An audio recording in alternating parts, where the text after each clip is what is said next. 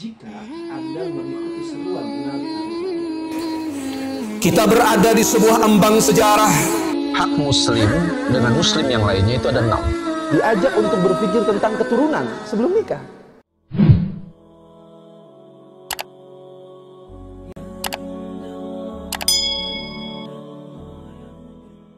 Habibina wa syafi'ina wa maulana Muhammadin sallallahu alaihi wasallam wa ala alihi wa sahbihi wa man ihtada bi sunnati ila yaumiddin, amma ba'd. Segala puji bagi Allah, Rabb semesta alam, yang menggerakkan hati kita untuk sampai ke tempat yang mulia ini, di musala yang sama-sama kita cintai, yaitu musala al-ikhwan, dalam rangka kita duduk di majlis ilmu yang Masya Allah biiznillah, atas izin Allah, setelah berabad-abad lamanya kita tidak berjumpa di majlis ini karena diliburkan tentu, karena ada satu dan lain hal terkait dengan wabah pandemi yang belum selesai di negeri ini. Dan atas izin Allah kita kembali dipertemukan di majlis yang mulia ini dalam rangka taqarrubun ilallah, mendekatkan hati kita kepada Allah Subhanahu wa taala. Karena majlis ilmu itu adalah sumber kebaikan. Manakala kita menjauhinya, maka kita juga akan jauh daripada kebaikan. Dan alhamdulillah, setelah beberapa lama Allah kasih kesempatan kita untuk duduk kembali di majlis ilmu. Mungkin sebagian ada yang sudah berusaha untuk tidak meninggalkan kewajiban kita di dalam menuntut ilmu agama, karena itu merupakan satu kewajiban, dengan cara-cara yang alternatif, misalnya dengan ngaji online, ya, melalui siaran Zoom atau apapun yang kita lakukan. Mudah-mudahan Allah ganjar itu semua di dalam kebaikan. Tapi ketahuilah bahwa ngaji online itu sebagus-bagusnya tetap, kata para ulama, itu hanya pertahanan sesaat. Yang utama tetap majelis ilmu, duduk, bahkan dalam riwayat sampai dengkul ketemu dengkul, kata Rasulullah. Sesaknya majlis ilmu itu menandakan bahwa rahmat Allah dan malaikat datang begitu banyak, mendoakan keampunan atas setiap orang yang duduk di majlis ilmu sampai dia pergi untuk meninggalkannya. Jadi yang utama itu seperti itu, dan itu tidak akan bisa kita dapatkan di media online, nggak bisa. Apalagi media online dengan semua keterbatasannya, sebagus apapun kadang-kadang ada saja keterbatasannya.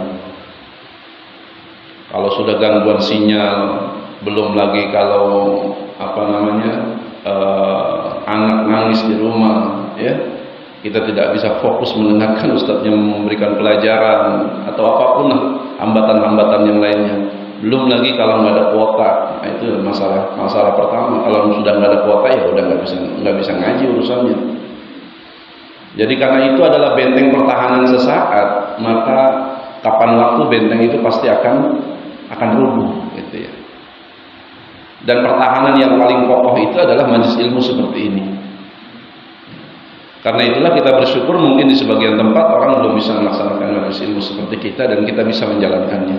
Ini merupakan karunia, merupakan nikmat yang patut kita syukuri. Yang kedua, ibu-ibu sudah masak semua? Udah ya, udah rapi di rumah ya. Apa main tinggal aja? Tinggal aja dah saya. Udah mau laki, mau anak, mau makanan apa kayak gitu. Mudah-mudahan niat kita pada pagi hari ini di dalam mengambil ilmu dicurah-curahkan rahmat oleh Allah dan berkahnya. Salawat dan salam semoga terlimpah curah kepada Nabi Allah Muhammad SAW beserta keluarganya, sahabatnya, dan orang-orang yang tetap istiqomah hingga yaumul qiyamah. Para jemaah sekalian yang dimuliakan Allah, tidaklah kita mengenal kebaikan kecuali setelah kita menjadi muslim dan muslimah. Karena kebaikan yang sesungguhnya itu terletak pada keimanan kita kepada Allah Subhanahu wa taala. Jadi orang memberikan bantuan sosial, orang kemudian melakukan banyak kebaikan yang nampak di kasat mata kita. Tidaklah kebaikan itu berarti di hadapan Allah kecuali kebaikan itu didasarkan pada iman kepada Allah. Jadi ini kuncinya iman. Kalau kita melakukan kebaikan tapi tidak punya dasar iman, maka kebaikan itu tidak akan bernilai ibadah di sisi Allah. Makanya kalau ada orang kafir, ya mohon maaf, kalau ada orang kafir, kita lihat kok dia baik sekali, sampai kemudian dia sangat dermawan, dia bahkan membantu orang lain sedemikian rupa, memberikan pertolongan, baik itu pertolongan sosial, kesehatan, dan lain-lain. Nah kita nih orang beriman kalau melihat yang seperti itu, jawabannya apa? Yang terbetik di hati kita itu apa? Biasanya baik sekali itu orang walaupun dia orang kafir, kan gitu. Kebanyakan begitu. Padahal mestinya kita ngomong apa? Sayang ya, gitu. Sayang ya, coba dia beriman, kan jadi beda kualitas kebaikannya. Kalau dia beriman kepada Allah, bahkan kebaikannya berlipat-lipat. Maka nggak heran loh ya, orang tuh kalau hatinya sudah dipenuhi dengan keimanan, itu rasanya dia tidak bisa merasakan nikmat dunia.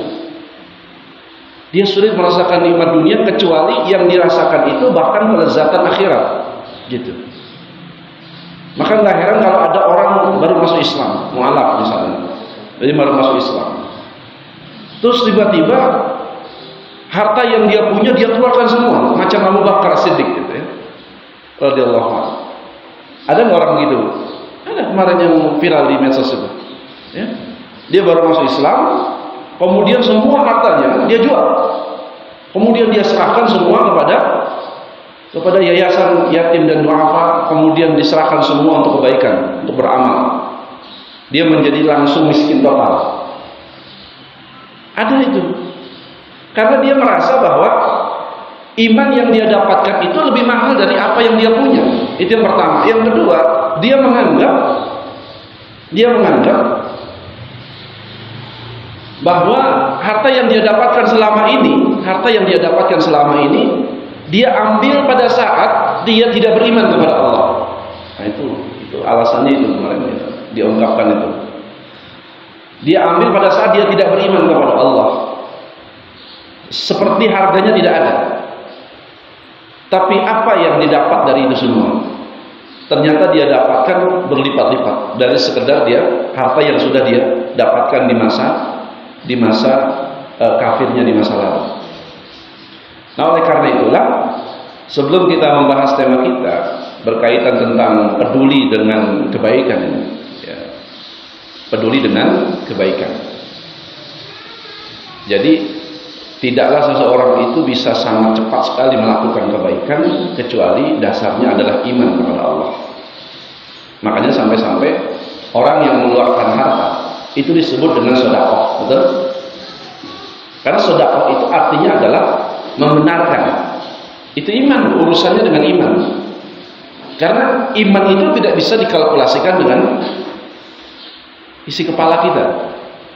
Kita ngeluarin 100.000, 200.000, atau 1 juta, 2 juta. Itu nggak bisa dikalkulasikan kalau menurut hitung-hitungan pasti kan harta kita berkurang, betul? Dari yang tadinya kita punya uang 5 juta dikeluarkan 1 juta, pasti tinggal 4 juta. Ini hitung-hitungan logika. Karena Allah menyebutnya dia adalah sedekah, berarti yang kita harapkan dari apa yang kita keluarkan itu adalah sesuatu yang Allah benarkan. Tugas kita itu adalah tasaddaq, tugas kita itu adalah membenarkan. Allah berjanji bahwa orang yang mengeluarkan harta di jalan Allah sekian, itu janji Allah dalam Al-Quran. Maka tugas kita adalah cukup meyakini bahwa janji Allah itu adalah benar, cukup membenarkan bahwa janji Allah pasti benar. Allah tidak pernah memungkiri janjinya. Nah, itu dasarnya. Jadi kenapa kita bicara tentang kepedulian? Karena hari ini Bapak Ibu sekalian yang dimuliakan Allah, hari ini nih rasa sense of crisis itu, kalau bahasa anak muda zaman sekarang, itu sangat rendah sekali. Orang sangat tidak peduli dengan banyak hal, dan kita jadi meraba. Apa penyebabnya? Sampai-sampai kemudian orang kok begitu budaya cuek itu jadi budaya terbaru di negeri kita. Orang sulit, orang susah itu biasa saja. Ya, sangat beda dengan angkatan-angkatan orang-orang tua kita dulu ya, angkatan tahun 60-an. Pengaruhnya tentu banyak, faktornya tentu banyak. Orang kemudian amat sangat tidak peduli dengan apa yang terjadi. Kalau cuma tidak peduli dengan kesulitan orang lain itu masih mending. Ya. Tapi yang celaka itu adalah dia tidak pernah peduli lagi kalau ada keburukan di sekitar kita. Dia nggak peduli lagi. Masa bodoh lah, urusan masing-masing. Nggak ada yang masing-masing. Nggak ada yang masing-masing. Kita ini semua masih saling terkait. Satu saat kita akan diminta pertanggungjawaban untuk bulan. Walaupun nanti di yaumil qiyamah orang akan mempertanggungjawabkan amalnya masing-masing, betul. Tapi ada syariat kebaikan yang disebut dengan amar ma'ruf nahi munkar. Memerintahkan kebaikan dan mencegah kemungkaran. Ini juga akan yang namanya mencegah kemungkaran itu. Ini nanti satu di antara bab khusus yang akan diminta pertanggungjawaban di hadapan Allah. Iya. Dan ketika bicara nahi munkar, ini hubungannya dengan orang lain, bukan dengan diri sendiri. Ketika orang berbuat buruk, orang berbuat kerusakan, orang berbuat kemungkaran di sekitar kita, di depan kita, di mata kita, entah itu saudara kita, famili kita, saudara kita, tetangga kita, suami kita, anak kita. Ini kan hubungannya dengan orang lain, bukan dengan diri sendiri. Terus karena kita merasa kita ini enjoy, kita nggak punya masalah, gitu. Ya, hutang nggak punya, beban hidup juga ringan misalnya. Biar aja lah urusan dia. Yang penting saya enjoy, yang penting saya enjoy. Ini bukan karakter seorang Muslim.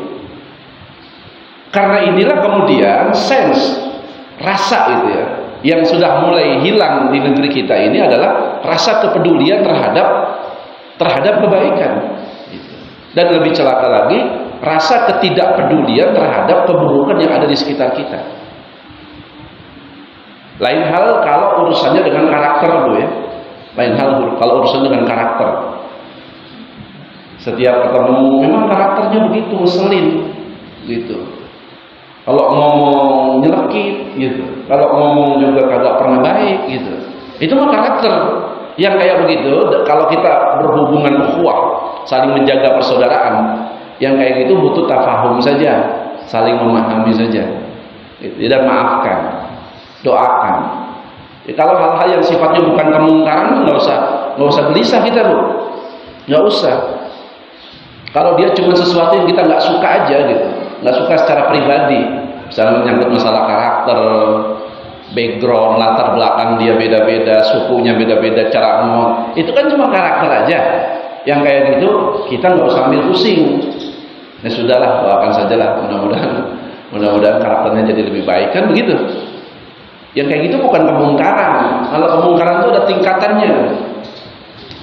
Nah, yang kali ini yang kita ingin bahas ini adalah bukan kemungkarannya, tapi kebaikan. Walaupun nanti akan berhubungan dengan, karena yang namanya amar ma'ruf nahi munkar itu dia satu paket, nggak bisa dipisah-pisah. Saya mah tugasnya amar ma'ruf aja lah, nahi munkar bukan urusan saya. Nggak bisa, dia satu paket, gitu. Makanya nanti kalau sudah bicara kemungkaran, Bu, itu butuh ilmu yang benar. Sebab salah kita melakukan nahi munkar itu akan berdampak pada kemungkaran selanjutnya. Maka ada kaidah di kalangan para ulama, kalau kita mencegah kemungkaran, kemudian kita yakin dengan mencegah kemungkaran itu bahkan malahan bakalan muncul kemungkaran yang lebih besar, bahkan nahi munkar tidak boleh dilakukan. Ini kita kalau cegah nih, ini pasti makin gila nih. Itu nggak boleh dicegah dulu. Kita nunggu waktu, nunggu cara yang terbaik. Jangan kemudian kita ini sporadis. Pokoknya di mana ada keburukan karena kita ini sedang lagi semangatnya berhijrah gitu ya, lagi semangatnya ngaji, Nggak boleh lihat ada keburukan saudara kita, wah langsung cegah. Kita nggak ngerti caranya. Ini tempat apa? Ini tempat umum atau tempat tersembunyi? Kata Imam Syafi'i, seseorang yang menasehati saudaranya di tempat umum, maka sama dengan dia menyakitinya. Ya? Jadi nggak pantas. Ada etikanya, ada caranya. Kecuali memang dia misalnya seorang pemimpin yang memang melakukan tindak kesesatan. Dia melakukan kesesatan nih, ya. Maka orang alim atau para ustadz, para alim ulama, dia nggak boleh nunggu di tempat sembunyi melurusinya. Kenapa? Karena dia berbuat kesesatan di depan umum. Maka dia harus meluruskannya di tempat umum. Supaya apa? Supaya orang yang telah disesatkan, orang langsung tersesat tuh. Supaya orang yang telah disesatkan itu kemudian sadar bahwa itu adalah kesesatan. Walaupun resikonya besar. Bagi setiap orang yang mau menegakkan nahi mungkar. Nggak di mana, Bu. Orang itu kalau mau menegakkan nahi mungkar itu paling dibenci sama orang. Betul nggak? Iya. Tapi kalau orang ngajak kebaikan, seneng nggak orang? Seneng. Makanya ini dua tugasnya sebenarnya berbeda gitu. Tapi dia satu paket, nggak bisa dipisahkan. Makanya lihat, ada alim ulama, ya, para kiai, para asatidz, yang mereka rela-rela kemudian tubuhnya meringkuk di jeruji besi. Hanya untuk apa? Hanya untuk agar umat tidak tersesatkan. Kan begitu? Dia tidak mau umat ini tersesatkan. Enggak apa-apa, badannya meringkuk di jeruji besi. Bahkan badannya sampai dicambuk berkali-kali sebagaimana yang dirasakan oleh Imam Ahmad rahimahullah taala, seorang ulama madhab, muridnya Imam Syafi'i. Ketika dia mengatakan man kana makhluqul Quran wa fahuwa kafir. Siapa yang mengatakan Quran itu makhluk, dia kafir. Kenapa dia ngomong itu? Karena khalifahnya, pemimpinnya itu mengatakan bahwa Quran itu makhluk.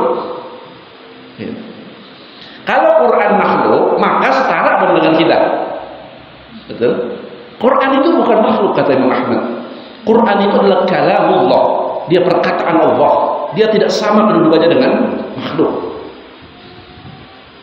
Maka ketika pemimpinnya ini berbuat sesat, ya, dia melakukan konferensi pers, khalifah ini melakukan konferensi pers menyebarkan faham itu. Maka berdirilah Imam Ahmad mengatakan di hadapan khalayak publik bahwa apa yang diucapkan khalifah ini adalah kesesatan. Gitu.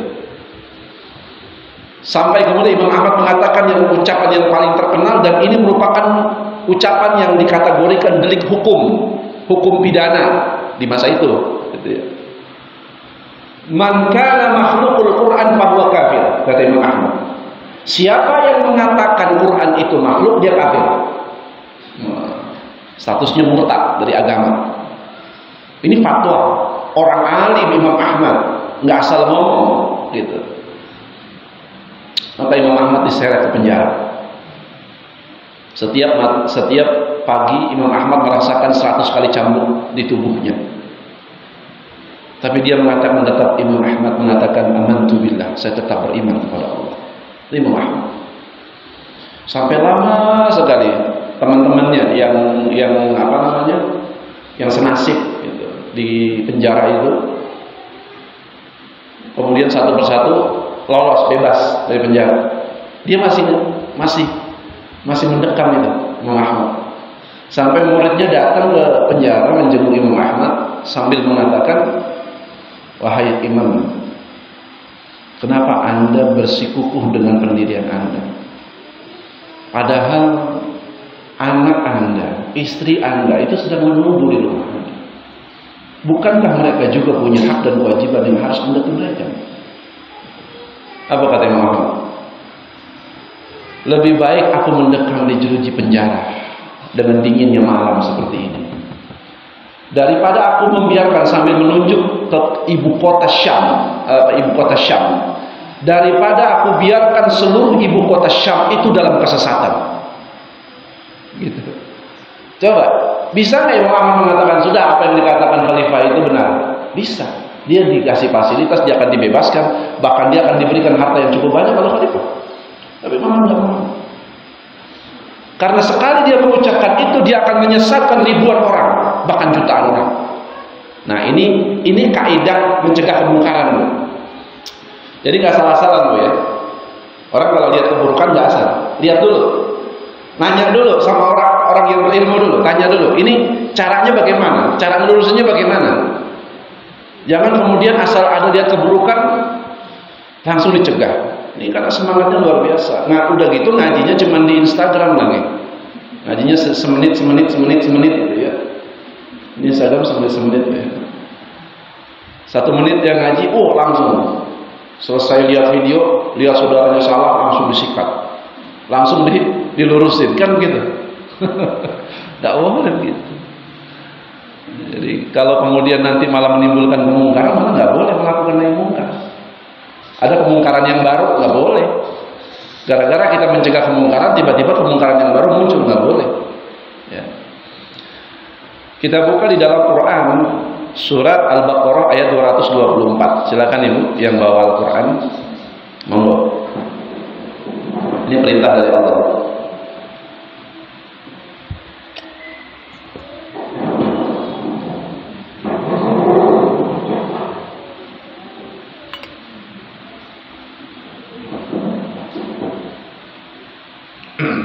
Yang ketemu langsung baca, ayat 224 surat Al-Baqarah ayat 224.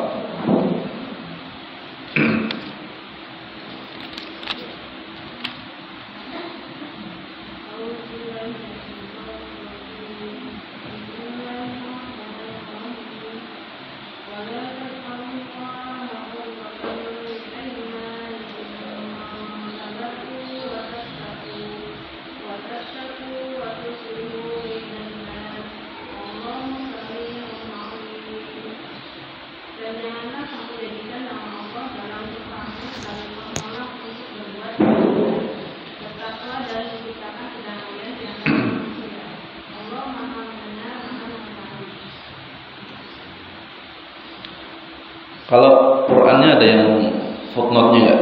Ada catatan kakinya? Ada nggak? Apa yang dimaksud dengan apa namanya? Melarang bersumpah itu?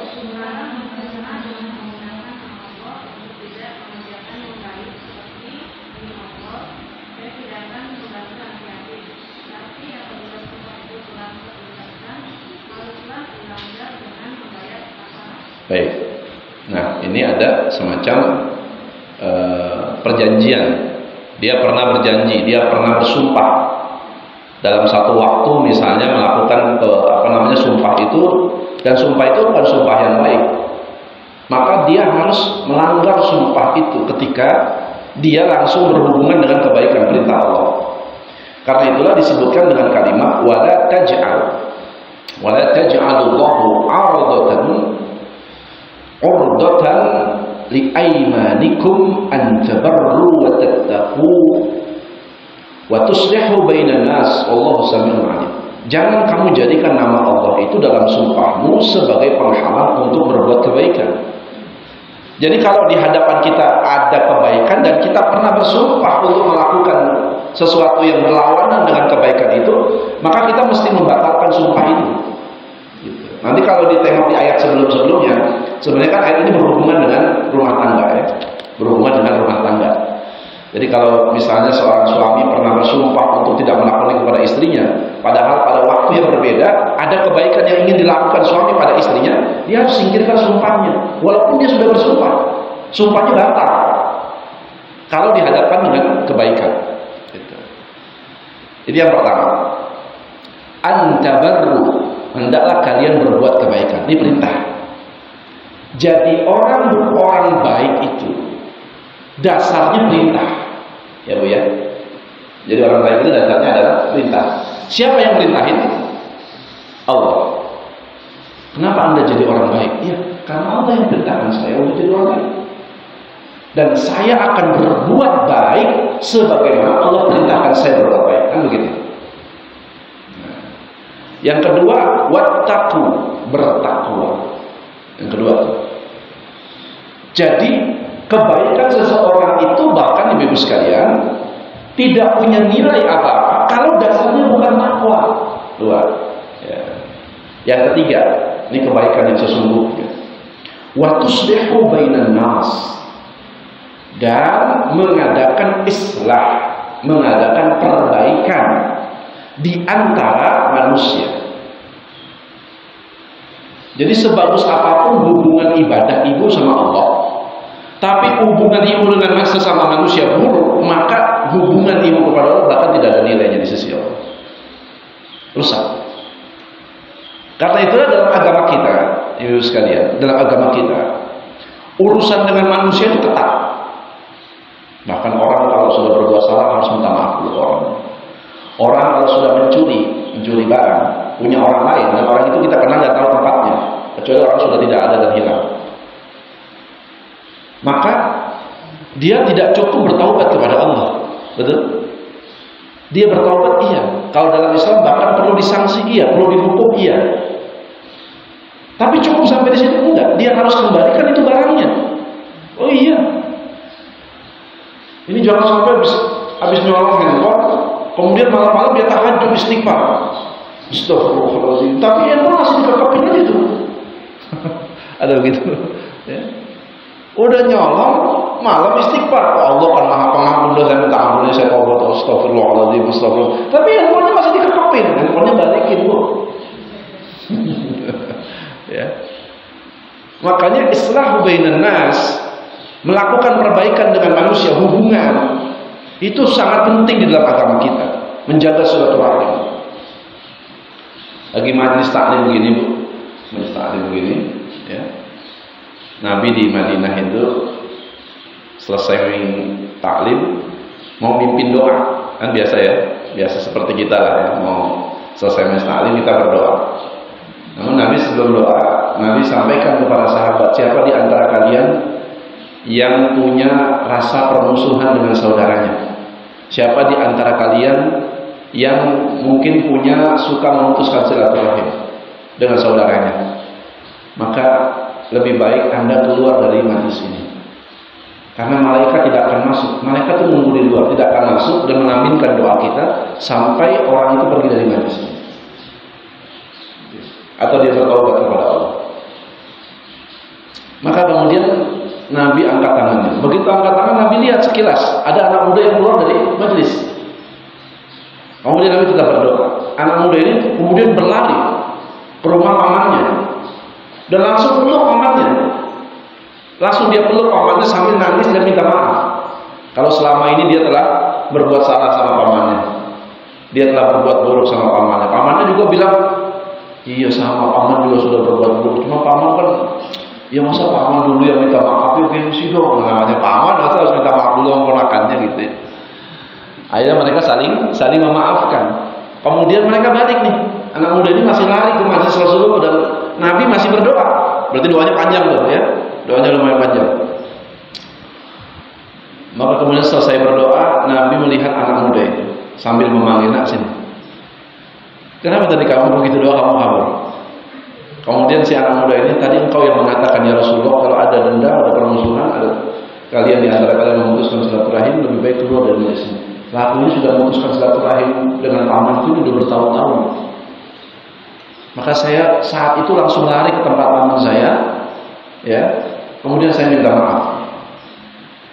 Selesai di antara kami saling memaafkan. Maka Nabi mengatakan sesungguhnya surga bagimu. Coba lihat.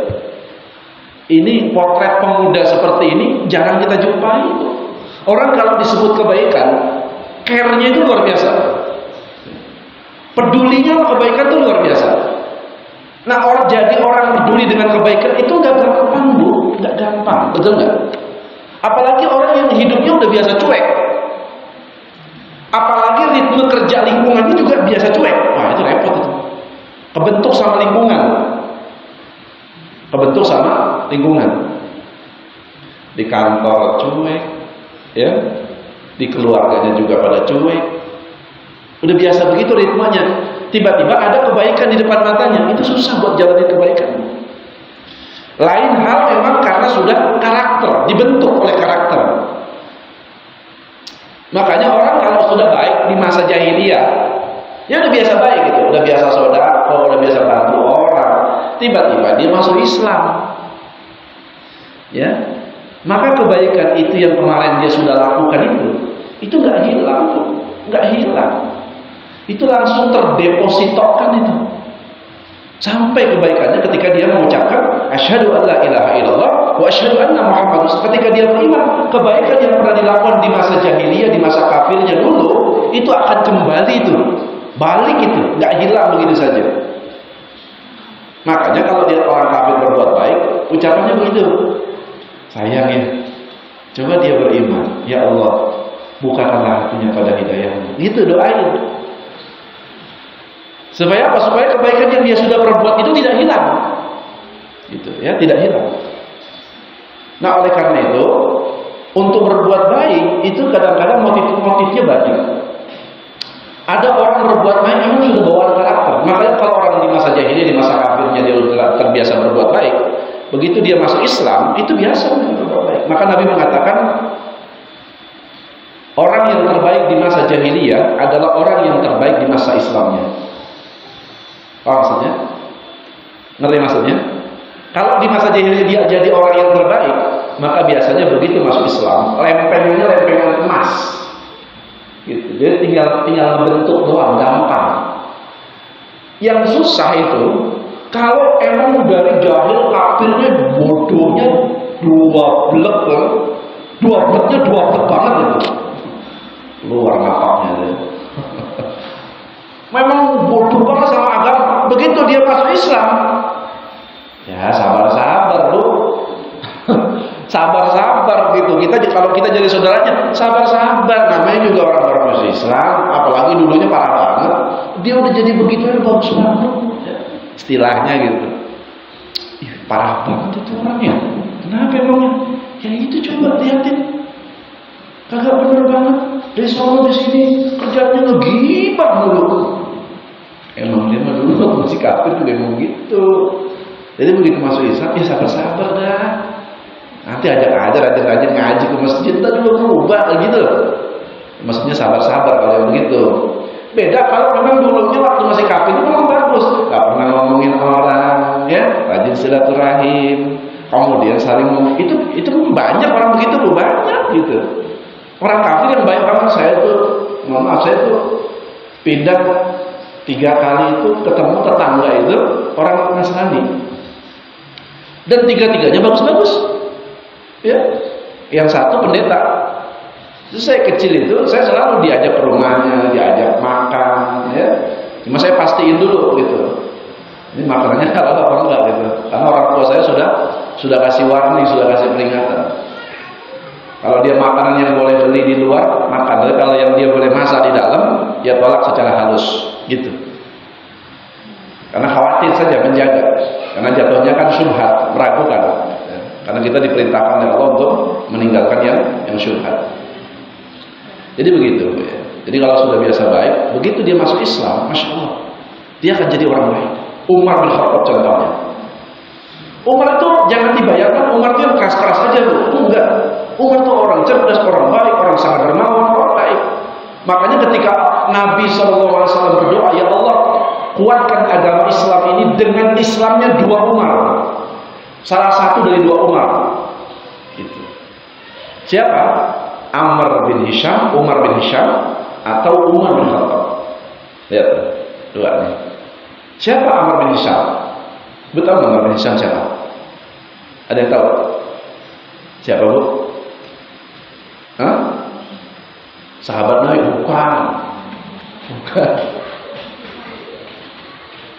Amr bin Hisham itu lakop dikenal oleh para sahabat Nabi, namanya Abu Jahal. Nah, kalau Abu Jahal kenal pasti, ya kan? Emang ibu matanya jelek-jelek doang ya. Abu Jahal pernah nggak? Terkenal oleh Abu Jahal ya. Nah, itu didoakan Nabi dua-duanya. Gitu. Ya Allah, kuatkanlah agama Islam ini dengan Islamnya salah satu dari 2 Umar. Ternyata yang nyampe doanya kepada Allah adalah Umar bin Khattab. Begitu. Kenapa Umar bin Khattab itu masuk Islam? Karena Umar itu punya sebab-sebab datangnya hidayah. Dan salah satu sebab datangnya hidayah, tidak ada kesombongan di hatinya. Jadi kalau ada orang kafir yang hatinya lembut, tidak sombong, itu sebenarnya dia punya peluang dapat hidayah, Bu. Tapi kalau orang kafir yang sombong, macam Abu Jahal itu gennya ada keturunan Abu Jahal. Kalau nggak Abu Jahal, Fir'aun. Itu rada susah dapat hidayah itu. Karena Nabi mengatakan al-kibru, kesombongan itu batarul haq wa ghamtun nas. Dia itu menolak kebenaran dan merendahkan manusia. Dua-duanya sombong. Nolak kebenaran sombong, merendahkan manusia sombong, kan begitu. Kalau di hatinya ada kesombongan, kebenaran nggak akan sampai ke dia. Susah. Ya nggak usah menyangkut yang hubungannya dengan hidayah Islam. Hidayah yang sifatnya adalah petunjuk Allah secara umum saja, Bu. Kalau di hatinya ada kesombongan, itu susah. Coba cek suami ibu. Ya. Kalau suami ibu ada sombong sama ibu kasih tahu kebaikannya, susah banget nerimanya, betul nggak? Iya. Begitu dia susah nerimanya, pasti kalau nggak sombong ada gengsi. Kalau nggak ego, betul? Itu laki-laki begitu, Bu. Emang begitu laki-laki mah. Makanya kalau ada anak perempuan, dia kuliah di jurusan Usuluddin misalnya, ngerti agama, bagus. Kuliah sampai S2. Terus dia bawa calon suami, yang calon suaminya nggak ngerti agama. Gitu. Menang ganteng sama menang apa namanya? Kunci gitu. Kunci mobil, kunci motor, kunci rumah gitu ya. Menang gitu doang gitu ya. Tampilannya mah kayak Sahrukhan gitu ya. Begitu datang ngomong ke bapak ibunya, "Pak, ini calon suami saya." "Oh gitu." Kata bapaknya, "Dia ngerti agama. Dia bisa jadi imam yang baik buat kamu." Kan begitu biasanya orang tua. "Enggak sih, Pak. Sholat aja kadang-kadang saya ngajarin." "Waduh," kata bapaknya, "bagaimana kalau dia menjadi suami kalau mengerti agama?" "Nggak apa-apa, Pak. Saya kan kuliah jurusan S2 Usuluddin, nanti saya ngajarin kok." Dia pikir, ini saya cuma bilang nih sama perempuan ini nih, ya, saya cuma mau bilang sama dia, jangan sok pintar, gitu ya, karena nasehatin suami tidak semudah nasehatin istri, betul ya? Walaupun ada juga bini yang susah nasehatin banyak gitu.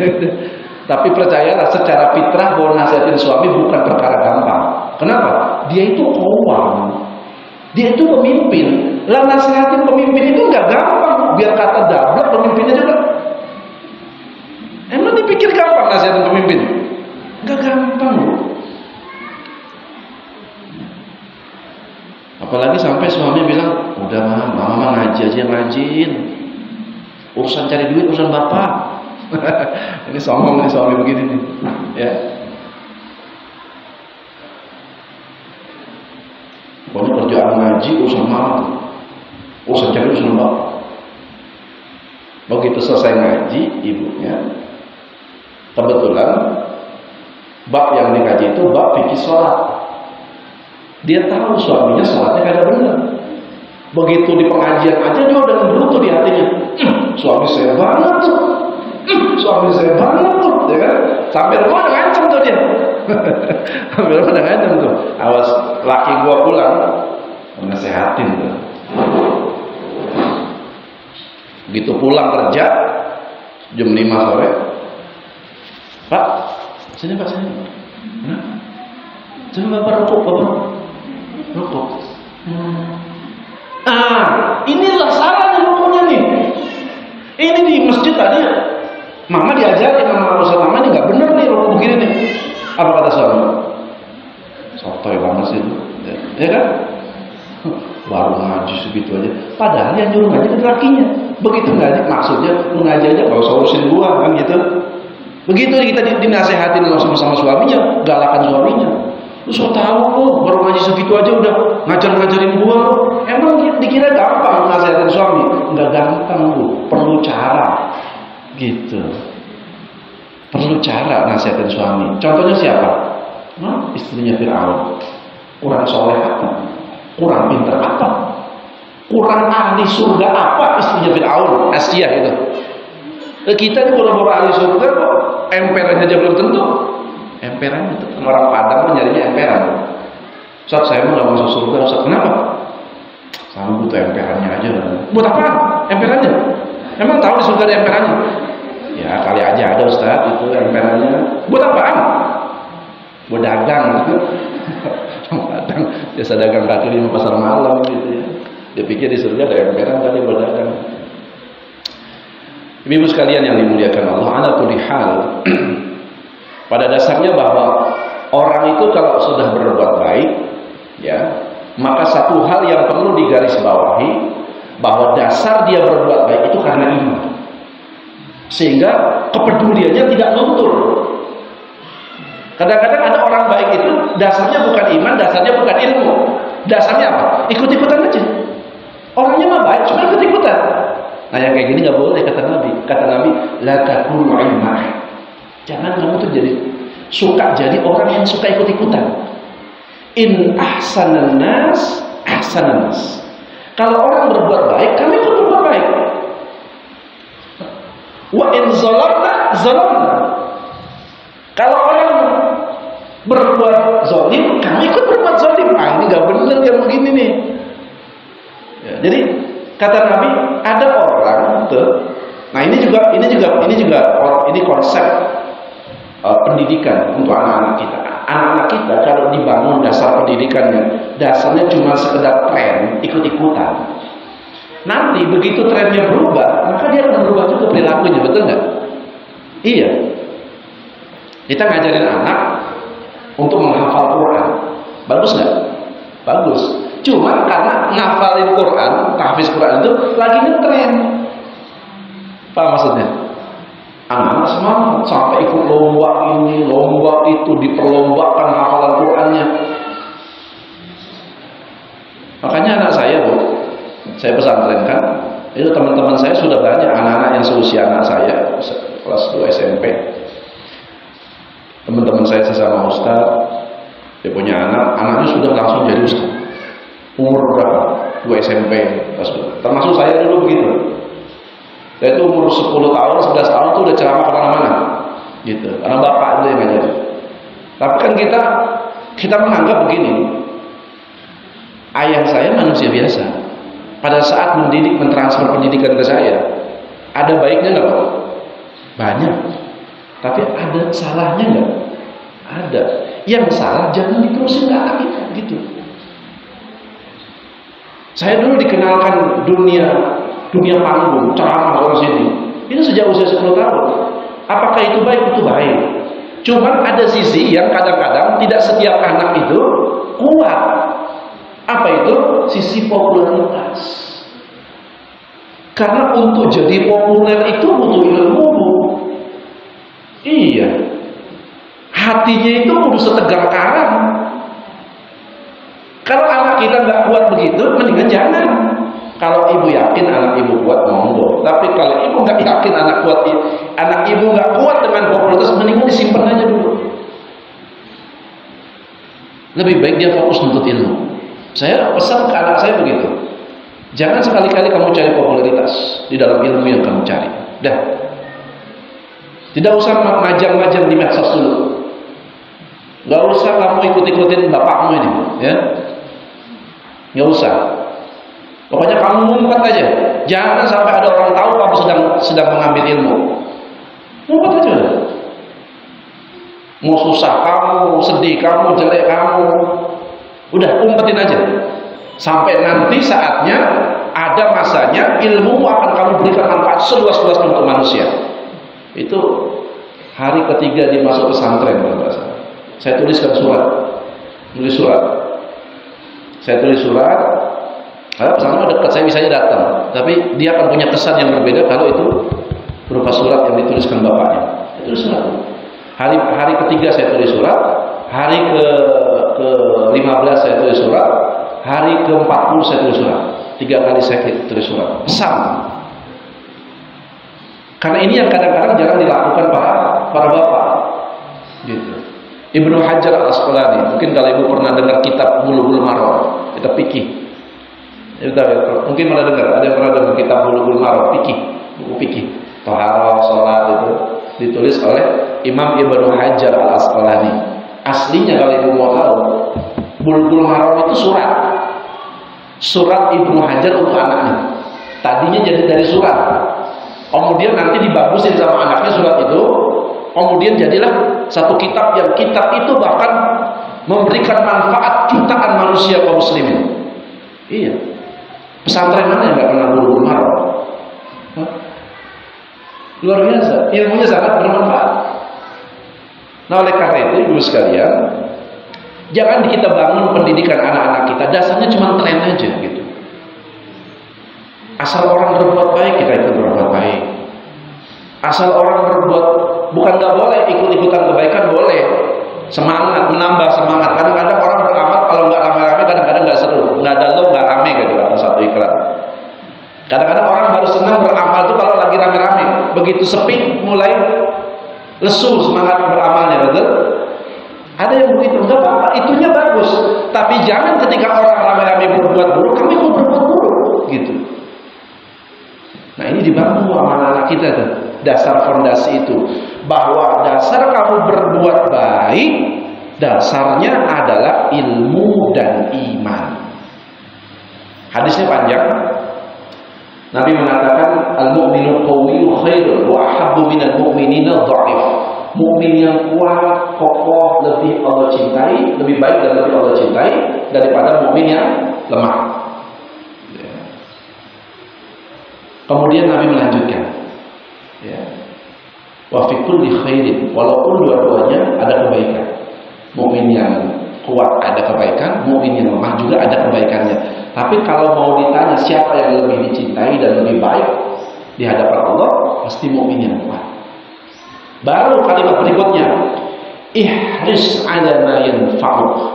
Ihris itu cepat. Ihris itu apa ya? Segera.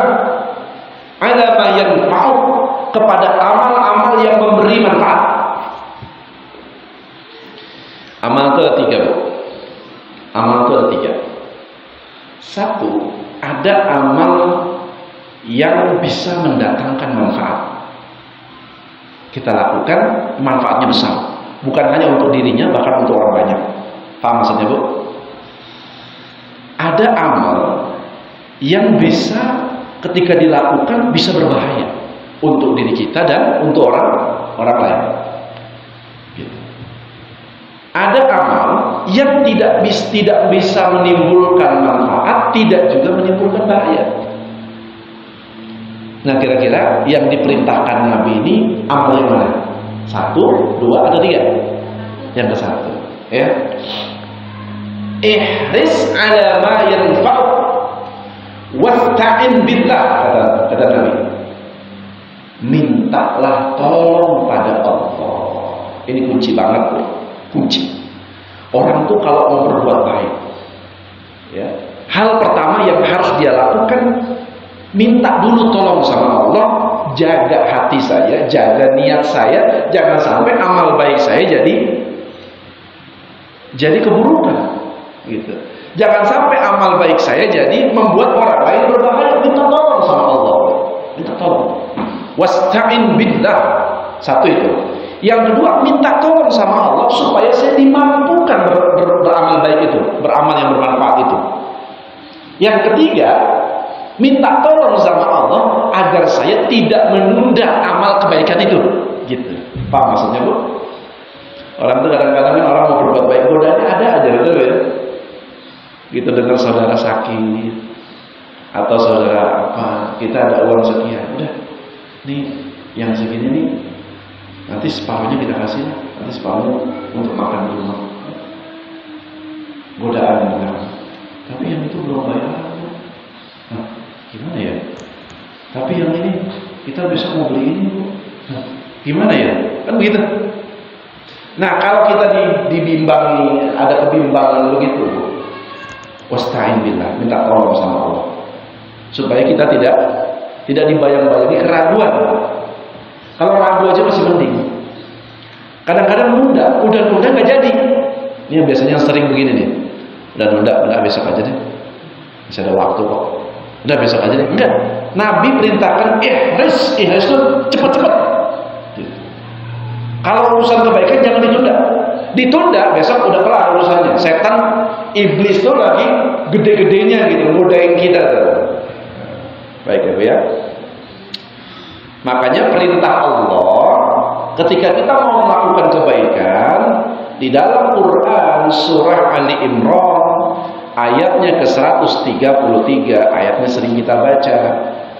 Surah Ali Imran dibuka silakan.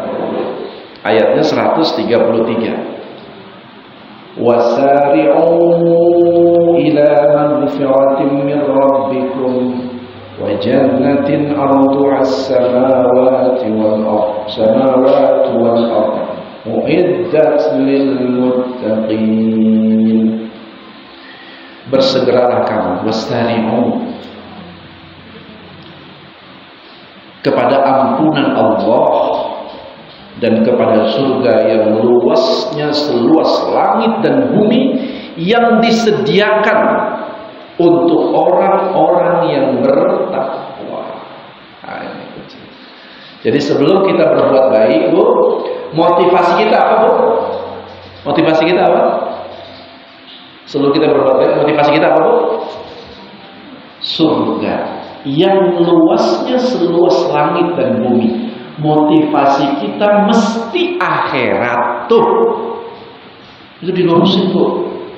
Susah, Ibu gak akan semangat buat beramal. Susah untuk membentuk kepribadian yang peduli dengan kebaikan kalau mental kita bukan akhirat. Susah, Bu. Tapi kalau mental kita akhirat bisa. Saya juga kasih nasihat kepada orang, mungkin Ibu punya anak laki-laki yang mau menikah, ya. Kalau milih pasangan hidup, ada laki-laki bujangan sering datang ke saya, Ustaz, dasar saya milih pasangan hidup itu yang seperti apa? Saya sampaikan, ini yang paling penting, yang paling pokok aja dulu deh, bukan yang urutan-urutan tipe-tipenya, bukan, ya. Tapi yang paling pokoknya aja dulu deh. Jangan sampai kita ini mikirinnya tipe, tapi pokoknya kita nggak pikirin, gitu. Apa, Ustaz? Cari pendamping hidup, cari istri yang kenal akhirat, gitu. Oh gitu, Ustaz. Iya. Ini pembahasannya luas kalau kenal akhirat, Bu, ya. Iya. Kan nanti kalau dia kenal akhirat dihubungkan sama rumah tangga, itu nanti ngefeknya kemana-mana, Bu. Iya. Karena ngomongin akhirat itu omongan orang cerdas, Bu. Nabi yang bilang, Al-kayyisu man dana nafsahu wa amala lima ba'dal maut. Orang yang cerdas itu orang yang bisa menekan hawa nafsunya. Ya. Begitu lihat suami dapat info berita suamimu tadi saya lihat di kantor, di kantinnya, kenapa? Lagi ngopi sama cewek cakep. Sedih. Emosi, ya kan? Emosi. Kata Nabi, kalau kamu cerdas, kamu bisa menekan emosi kamu. Astagfirullah. Tenang dulu, tahan dulu. Jangan langsung ngegas gitu, ya. Maka jadi istri bagi suami, kalau istrinya mental akhirat, itu pasti. Minimal dia itu jadi pengacara buat suaminya. Saya sering sampaikan, jadilah pengacara buat suaminya. Jangan jadi JPU, jaksa penuntut umum. Jangan jadi jaksa. Jadilah pengacara. Apa itu pengacara? Pengacara itu pokoknya mau salah kayak apa suami pasti dibela. Betul nggak? Pengacara, ya kan? Dia punya klien, ini jelas-jelas kliennya ini telah melakukan pencabulan misalnya, judulnya pengacara. Saya membela klien saya, kan begitu. Jadi istri itu yang begitu dulu loh, dikedepankan. Urusan bahwa nanti kita akan menyelesaikan masalah ini dengan suami kita, ya selesaikan. Tapi ya di awal di hadapan orang banyak, Anda harus jadi pengacara dengan suami. Istri Anda tadi nongkrong ngopi-ngopi, pakainya mesra banget deh itu sama cewek cakep banget, seksi banget loh ya. Itu mah temennya kali gitu. Gitu loh jadi pengacara. Temennya kali lagi ngomongin kerjaan kali. Enggak orang sambil nepak-nepak tangan begitu kok. Panas kan hati tuh. Karena dia tahu dulu suaminya begitu. Emang udah biasa dulu mah laki saya mah begitu, biasa dia mah biasa. Sampai rumah juga kambuh lagi. Sampai rumah juga sembuh gitu ya. Jadi pengacara, jangan jadi JPU. JPU itu penuntut. Begitu sampai rumah suaminya, pulang dari mana tadi? Tadi kan sama siapa? Terus itu perempuan namanya siapa? Terus itu nanti dia asalnya dari mana? Udah kayak JPU tuh. Belum dijawab, udah ditanya lagi. Kelar urusan itu. Ibu ya, wasari wangga. Makanya cari pendamping hidup yang kenal akhirat. Kalau kenal akhirat itu urusannya jadi beda. Mana buktinya? Saya kasih contoh. Ya. Orang itu kalau berumah tangga, Nabi mengumpamakan rumah tangga itu seperti bahtera, betul? Suami istri begitu naik bahtera, hal pertama yang mesti ditanya ke nahkoda. Nahkoda ini siapa? Nahkoda ini siapa? Suami. Mas, kita mau kemana? Kan gitu. Oh, kita mau ke pelabuhan. Jelas tuh. Oh, situ. Itu jelas. Itu yang saya bilang akhirat namanya. Tujuan kita mesti jelas akhirat. Ini nikah modalnya cuma ganteng. Ya, memang ada bu. Ada perempuan minta carikan jodoh ke saya. Saya tolong dong cariin jodoh saya. Memang kamu mau tipe suami kamu yang kayak apa? Ya yang bagus imannya Ustaz. Tapi kalau bisa sih hidungnya yang kayak orang India Ustaz. Gitu ya. Kok jadi tujuannya ke situ gitu ya? Boleh nggak sih? Ya boleh-boleh aja sih gitu ya. Cuma kalau itu jadi tujuan utama kan jadi masalah. Nanti begitu dapat si Cecep susah ya kan? Kepaksa dia harus nikah. Begitu nikah yang dituntut hidung mulu sepanjang nikah. Hidung kenapa jadi begitu banget sih? Suaminya kan nggak tahu dulu ekspektasi si istri ini kan. Kata suaminya, kenapa nih orang ngomongnya hidung dulu gitu ya? Jadi kan hidung yang kayak Sahrukan gitu ya. Kan ekspektasi itu idealismenya sudah salah. Itu menunjukkan bahwa kita sudah salah menentukan tujuan pernikahan.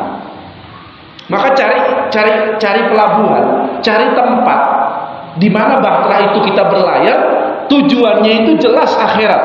Kalau tujuannya jelas, nanti kesininya gampang. Betul nggak? Ini kok kapal goyang-goyang? Iya, angin lagi gede. Fokus tujuan kita akhirat gitu. Paham ya? Mati pun kita insya Allah nyampe ke sana. Kalau kita tujuan akhirat, gitu. Goncangannya gede, ombak gede, buru gitu ya. Pegangnya makin kencang, gitu ya. Nggak cuek. Kalau nggak akhirat tujuannya cuek pasti. Nggak peduli dia. Istri mau jadi apa, mau bagaimana, di rumah anak belangsa kayak apa. Karena bukan akhirat tujuannya. Ada seorang profesor, dia pelaku poligami. Ya, dia istri kedua. Ibu mukanya nggak usah cemberut gitu ngomong poligami bu ya. Saya cuma lagi mau cerita ini ya. Nggak apa-apa saya cerita bu ya. Nggak apa-apa ya. Namanya cerita ya. Masih abad 19 ya, tahun-tahun 90-an. Namanya Profesor Dr. Aisyah Abdul Rahman. Ya, namanya bagus banget bu ya. Profesor Doktor, dia Profesor Doktor, sudah Profesor Doktor Aisyah Abdul Rahman. Ilmunya luar biasa dalam. Dia kuliah di bidang sejarah Islam. Satu kali dia nulis kitab. Saya punya kitabnya di rumah. Judulnya kalau nggak salah As-Sayyidat An-Nubuwah gitu ya. Kalau nggak salah itu istri-istri Nabi kalau nggak salah. Namanya Profesor Aisyah Abdul Rahman. Di penutupan kitabnya dia ngomong begini kalimatnya, Bu. Dia istri kedua, dia dinikahi oleh dosennya, dan dia sangat kagum sekali pada suaminya, karena ini sama-sama ahli ilmu, dua-duanya ahli ilmu, istrinya ahli ilmu, suaminya ahli ilmu. Dia sangat kagum pada suaminya. Kemudian suaminya meninggal lebih dulu dari dia, dan dia nulis kitab itu setelah suaminya meninggal. Dan di akhir kalimat kitab itu yang menarik, dia kalimatnya begini, Bu. Sisa umur yang aku miliki ini hanyalah sebuah titian. Kalimat begitu, indah sekali. Orang berilmu itu luar biasa. Sisa umur yang aku miliki ini hanyalah sebuah titian. Titian untuk bertemu kekasihku yang kedua kalinya nanti di surganya Allah. Ngerti maksudnya, Bu? Paham maksudnya? Jadi di sisa umur dia yang sudah tidak ada suaminya itu hanya menghabiskan untuk menyiapkan bekal terbaiknya agar saya layak bersanding dengan suami saya di surga. Gitu. Kenapa? Karena hampir semua jenis ibadah itu ditutup oleh Allah begitu nyampe akhirat. Betul nggak? Semua jenis ibadah tutup. Ibu masih ada sholat 5 waktu nanti di surga? Ada enggak? Enggak ada, Bu, sholat 5 waktu. Ibu masih wajib bayar zakat nggak waktu di surga nanti? Udah nggak ada. Ya. Wajib puasa nggak di surga nanti, Bu? Udah nggak ada. Tapi ibu bisa bertemu dalam rumah tangga bersama suami ibu di surga masih nggak? Masih. Bisa masih. Satu-satunya tempat yang tidak ditutup oleh Allah adalah rumah tangga. Itu nggak ditutup sama Allah. Suami bisa ketemu istrinya, istri bisa bertemu suaminya, ayah bisa ketemu anaknya, ibu bisa ketemu anaknya, ketemu lagi di surga. Cuma masalahnya begitu nanti jalan ditemu nyampe tujuan, kuncinya satu, ibu mesti pegang peta yang benar, ibu mesti pegang navigasi yang benar. Supaya apa? Supaya tidak nyasar. Yang repot tuh kalau nyasar. Udah gitu nyasarnya bareng-bareng, apa nggak enak itu? Sedih tuh yang begitu tuh. Bapak ibunya nyasar, yang nggak nyasar siapa? Anaknya. Anaknya nggak nyasar. Begitu sampai di surga, sedih nggak itu anaknya? Ibu bapak saya kemana ini? Kok nggak ada? Jadi bahkan, Bu, ada ruang gitu. Saya ini keliling ke beberapa kota, terus saya ketemu dengan orang-orang yang tipenya beda-beda. Dia orang-orang yang bahkan saya ketemu dengan orang yang sangat kaya raya sekali. Selalu ungkapannya, selalu di kalimatnya kalau ibu mau tahu, inti dari rumah tangga itu kuncinya itu bukan soal harta. Sampai dia bilang banyak harta ini, Ustaz. Saya banyak harta begini, saya punya segala. Pasti kalau Ustaz mau cari di relung hati saya yang paling dalam, pasti ada ruang kosong yang tidak terisi. Dan ruang kosong itu bernama akhirat. Iya itu yang kadang-kadang kita nggak sadar, dipikir orang banyak duit itu tujuan utama dalam rumah tangga, hartanya melimpah dianggap tujuan rumah tangga sudah tercapai. Enggak, akhirat, Bu. Orang sekaya apapun, kalau ada ruang kosong, pasti ada kebahagiaan yang kurang. Biar kata miskin, tapi kalau akhirat itu sudah terisi dalam rumah tangga itu, hatinya nggak kosong, Bu. Betul nggak? Ini kunci ya, ini kunci pertama. Dan sekali lagi, kalau sudah akhirat, maka di dalam melakukan kebaikan, kunci yang kedua itu adalah prioritas di dalam amal kebaikan. Ini kadang-kadang kita nggak ngerti. Ini baik, tapi mana yang mau saya duluin? Kan gitu. Kita nggak ngerti.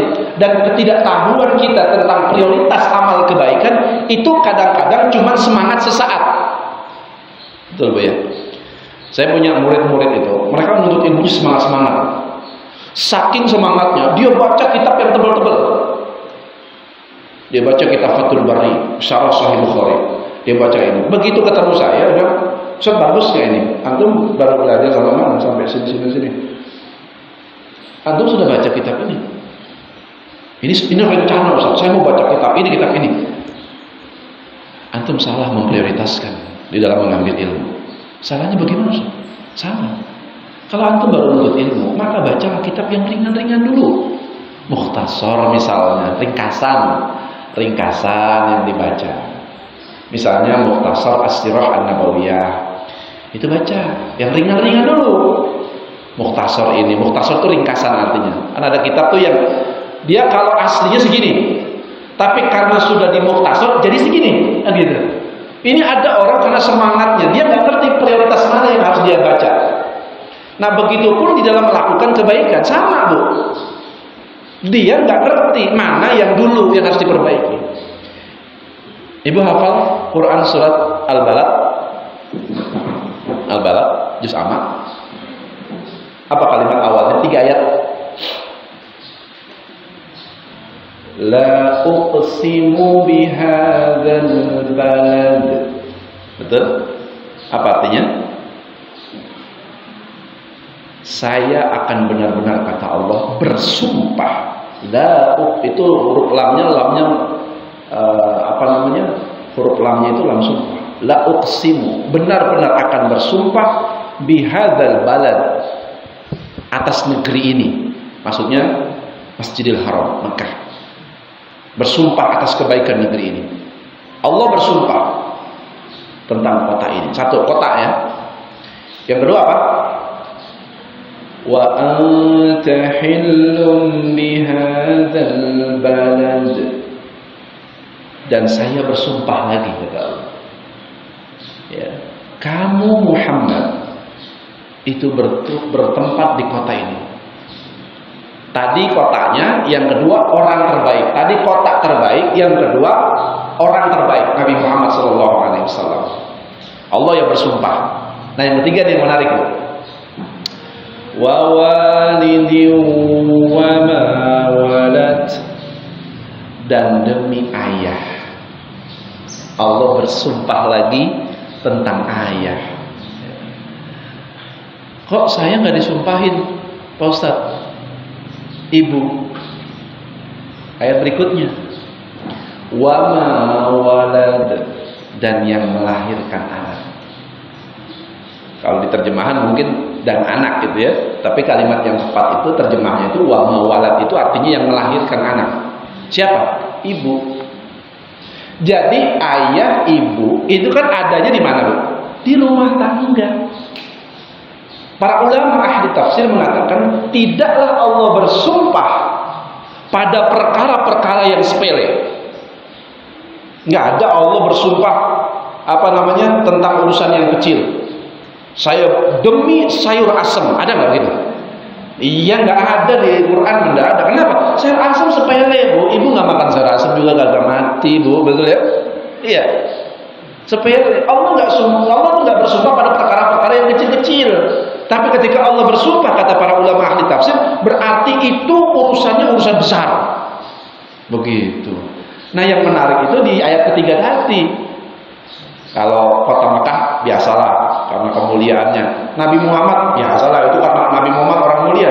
Tapi yang menarik yang ketiga, Allah bersumpah atas nama ayah, atas nama ibu. Berarti urusan rumah tangga itu Allah peduli banget sama urusan rumah tangga kaum muslimin itu. Betul, Bu? Kalau Allah sudah peduli, mana pedulinya ibu sama Allah? Mana pedulinya ayah sama Allah? Allah saja peduli kok sama urusan rumah tangga. Bagaimana Pak Ustaz cara saya peduli? Ya kalau Allah peduli tentang urusan rumah tangga, ibu juga mesti peduli dengan urusan rumah tangga. Bagaimana caranya? Itu tadi, meletakkan tujuan yang utama itu akhirat. Untuk siapa? Istri, suami, anak, ini semua harus disetting sama satu frekuensi, gitu. Itu bentuk peduli kita. Anak mulai bengkok sedikit aja, ku anfusakum wa ahlikum nar, sedikit aja bengkok, ngerti dong. Oh iya, dia udah mulai bengkok nih, diberesin pelan-pelan. Jangan anak udah jadi dablek, udah jadi geblek baru dibenerin. Nah ya susah, udah gede. Udah gitu, Bu. Responnya begitu ngeberesin, salah lagi.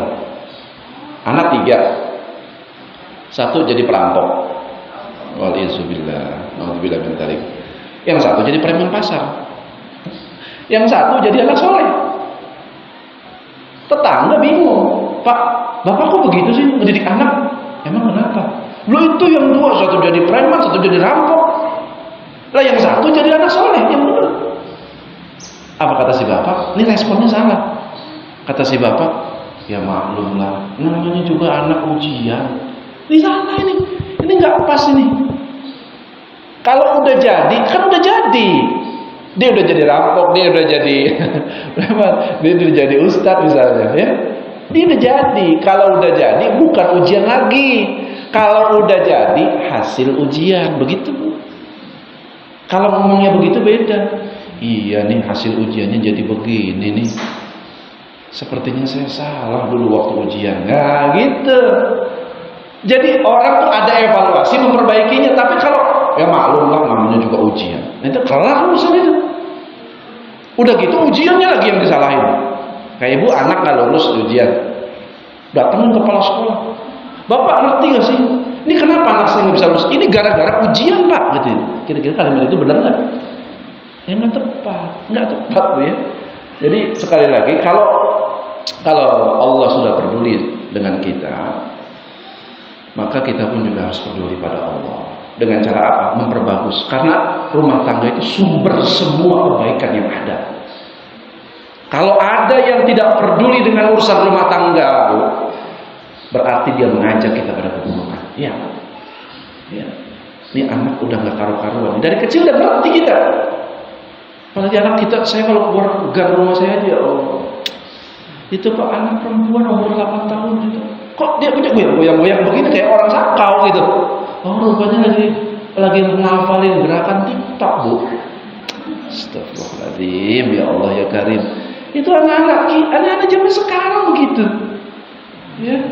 Yang ibunya nggak ngerti kadang-kadang. Anak-anak, ya ibu-ibu zaman dulu mana ngerti kadang-kadang begitu-begituan. Udah gitu, diajarin lagi sama anak-anak, mau lagi tuh mamanya lagi.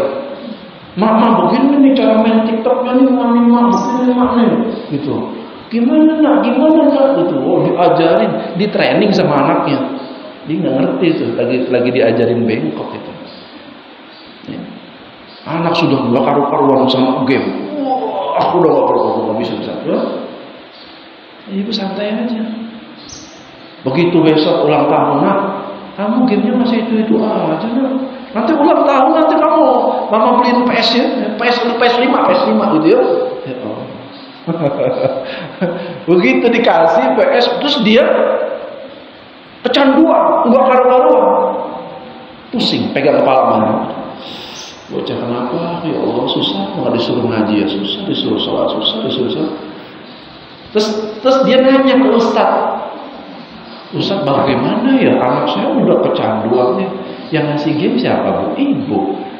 Yang fasilitasin PS siapa bu? Saya pak. Ya udah itu kan sesuai maunya ibu. Lah kenapa jadi nanya ke Ustaz gitu ya? Itu kan sesuai maunya ibu. Anak supaya rajin main PS, rajin main game. Itu kan sudah sesuai dengan ekspektasi ibu. Ibu yang fasilitasin. Ya udah telan aja. Ya. Tapi bagaimana nih? Nah kan kalau udah pusing. Kalau udah pusing baru. Nah, yang kayak begitu bukan konsep Islam bu. Konsep Islam itu mencegah sejak dini, ya bu ya. Sejak dini dia sudah nggak dikenalin hal-hal yang memang bisa merusak di masa depannya. Pahit iya, pahit nggak apa-apa. Mending kamu pahit sekarang tapi kamu jalani kemanisan di masa yang akan datang nanti. Daripada pahit hari ini tapi sengsaranya seumur hidup. Nah, enggak, ibu nggak mau begitu. Dah selesai. Baik. Mudah-mudahan kajian kita pada pagi hari ini memberikan manfaat dan inspirasi kepada kita untuk kita tetap punya semangat yang luar biasa ketika bicara tentang kebaikan. Mindset kepala kita adalah akhirat.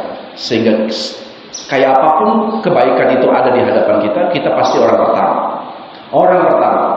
Mau ada 100 orang yang tidak pernah berbuat baik di hadapan kita, enggak penting. Semua orang berbuat buruk di sekitar kita, kita tetap jadi orang baik. Dah gitu aja. Ya. Dan kita tetap care, peduli dengan kebaikan. Dan kita tetap peduli kalau ada lingkungan yang buruk di sekitar kita, kita akan cegah. Siapapun itu. Maka dengan itu mudah-mudahan Allah memberikan jalan kebaikan bagi kita fid dunya wal akhirah. Ada jalan kebaikan di dunia dan ada jalan kebaikan di akhirat. Sebagaimana doa yang sering kita panjatkan, Rabbana atina fid dunya hasanah wa fil akhirati hasanah. Di dunia ada kebaikan, di akhirat juga ada kebaikan. Itu saja yang bisa saya sampaikan, Ibu. Mudah-mudahan apa yang saya sampaikan bisa bermanfaat, khususnya bagi diri saya, pribadi saya, dan umumnya kepada para jamaah sekalian. Apabila ada kekurangan, ada kesalahan, saya mohon maaf yang seluas-luasnya. Hadanallahu wa iyyakum ajma'in. Kurang lebihnya mohon maaf. Sebelum kita tutup, ada yang mau ditanyakan? Silakan.